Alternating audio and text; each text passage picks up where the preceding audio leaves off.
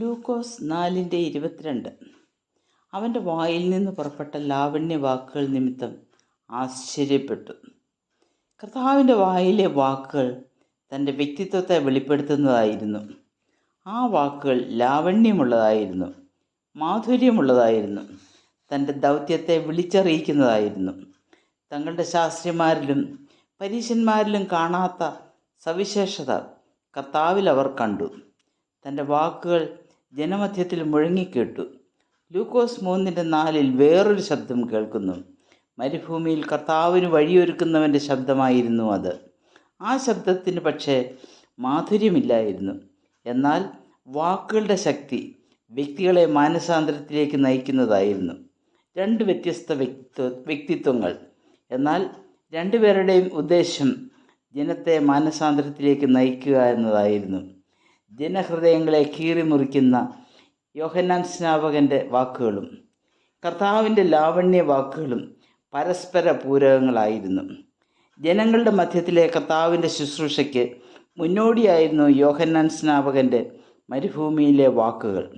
ആദിമ നൂറ്റാണ്ടിൽ പരിശുദ്ധാത്മാവ് നിറഞ്ഞ് പത്രോസ് പ്രസംഗിച്ചപ്പോൾ അത് ജനഹൃദയങ്ങളെ കീറിമുറിച്ചു. 3000 പേരെ അത് മാനസാന്തരത്തിലേക്ക് നയിച്ചു.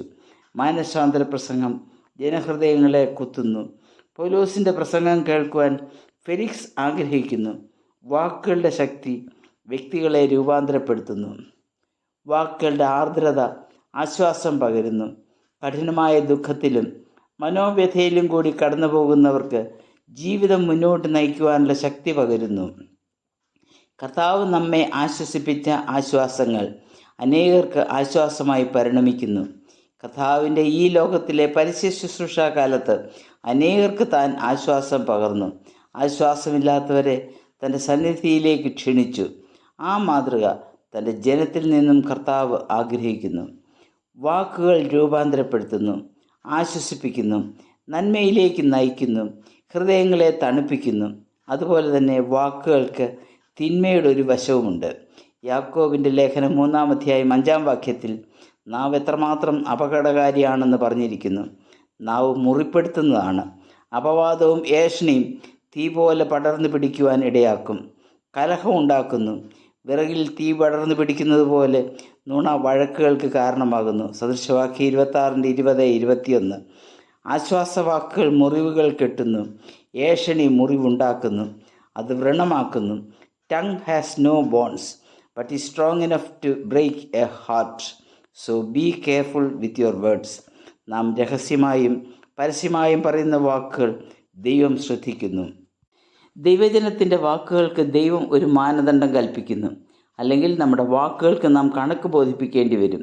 ദൈവിക മാനദണ്ഡം ലംഘിക്കുന്നത് കൊണ്ടാണ് ദൈവജനത്തിൻ്റെ വായിൽ നിന്നാകാത്ത വാക്കുകൾ പുറപ്പെടുന്നത്. വാക്കുകളുടെ ഉത്ഭവം ഹൃദയത്തിൽ നിന്നാണെന്ന് മത്തായി 12:3 കാണുന്നു. ഫിലിപ്പിയർ 4:8 പൗലോസ് പറഞ്ഞിരിക്കുന്ന സൽചിന്തകൾ കൊണ്ട് ഹൃദയം നിറച്ചാൽ ആകാത്തതൊന്നും നമ്മുടെ വായിൽ നിന്നും പുറപ്പെടുകയില്ല. നമ്മുടെ ചിന്താമണ്ഡലത്തിൽ ഉത്ഭവിക്കുന്ന മേൽപ്പറഞ്ഞ രീതിയിലുള്ള സൽചിന്തകളാൽ ഹൃദയം നിറയ്ക്കാം. അപ്പോൾ അവിടെ നിന്നും കവിഞ്ഞൊഴുകുന്നത് കൃപയോടുകൂടിയതും ഉപ്പിനാൽ രുചി വരുത്തിയതുമായ വാക്കുകളായിരിക്കും. അത് ഹൃദയങ്ങളെ തണുപ്പിക്കും, ആശ്വസിപ്പിക്കും, മുറിവുകളെ കെട്ടും. സ്വർഗീയ പിതാവിന് മഹത്വമുണ്ടാകും. മറിച്ച് നമ്മുടെ വാക്കുകളെ ഏഷണിക്കും അപവാദത്തിനു വേണ്ടി ദുരുപയോഗം ചെയ്താൽ നമ്മുടെ ക്രിസ്തീയ ജീവിതം പരാജയപ്പെടും, ദൈവനാമം ദുഷിക്കപ്പെടും. ആധുനിക യുഗത്തിൽ വാമൊഴിക്ക് പകരം ഉപയോഗിക്കുന്ന വാട്സാപ്പ് സന്ദേശങ്ങൾ എത്രയെത്ര വിപത്തുകൾ സൃഷ്ടിക്കുന്നു. സാത്താൻ ഇത് ഫലപ്രദമായി ഉപയോഗിക്കുന്നു. ദൈവജനത്തിനും ഇതൊരു മുന്നറിയിപ്പാണ്.